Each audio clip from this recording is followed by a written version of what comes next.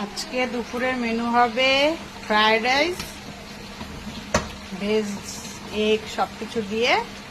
এখানে ফ্রাইড রাইসটা তৈরি হয়ে গেছে। আর হবে চিলি চিকেন। চিলি চিকেনের জন্য এই যে চিকেনগুলোকে প্রথমে ফ্রাই করে নিচ্ছি, পকোড়ার মতন বানিয়ে নিচ্ছি।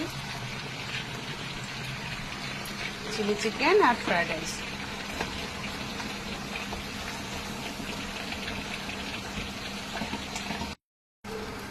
রাইসটা দিয়ে মিশিয়ে নিয়েছি সব।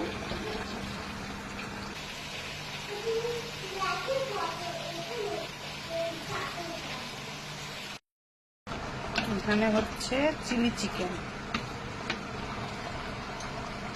চিকেনে দিয়ে দেবো কর্নফ্লোর জলের সাথে মিশিয়ে, গ্রেভিটা একটু ঘন হবে।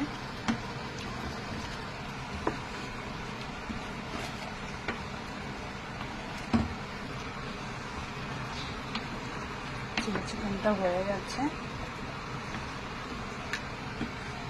সাথে হচ্ছে রাইস, ফ্রাইড রাইস।